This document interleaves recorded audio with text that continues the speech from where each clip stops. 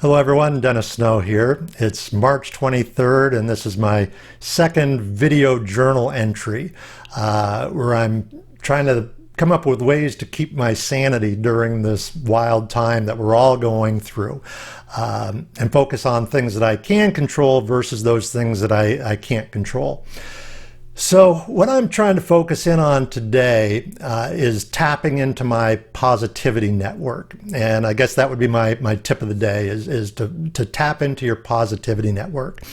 The first few days after the reality of the coronavirus hit and the impact that it was having on the world, I was just devouring the news, whether on television, print media, social media. I was just devouring it all. I thought it was so important to know exactly what was happening the second it was happening.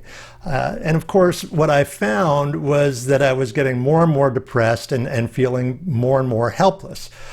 Just about every social media post was doom and gloom. And it was obvious that some people just couldn't wait to be the very first ones to share some terrible, terrible news.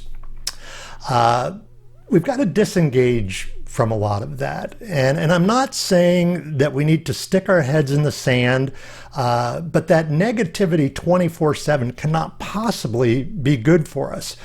So my tip today is to tap into your positivity network. And obviously I'm not talking about a television network. I'm talking about your own network. For example, as a professional speaker and trainer, I've just been overwhelmed with the generosity of people that are in my business, especially through the National Speakers Association. There's just been countless webinars and Zoom meetings and live streaming and all kinds of things where people are sharing information, sharing best practices, how to stay in touch with clients during the challenging time, leveraging technology, and some of it is just how to support each other during this crazy time.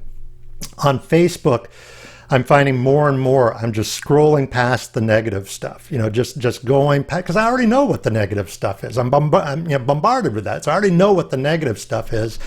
And I find myself looking at the things that are uplifting.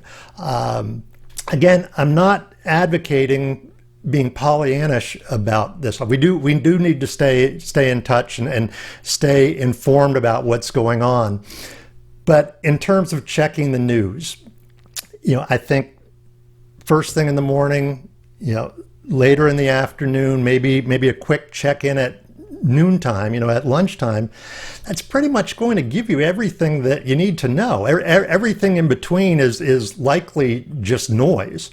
And so I guess what I'm saying is be careful about where you're getting information and how much of that information you're getting. I recently joined a Facebook group that's called The Power of Positive, hosted by J.B. Glossinger. And it's just uplifting messages. I mean, it's not rocket science, but when I take a look at it, I feel pretty good. It keeps me, it energizes me, at least for the moment, it energizes me. In terms of social media, any post that involves my grandkids is going to get my immediate attention and definitely lifts my spirits. So my tip today is stay informed, but don't get overwhelmed with information.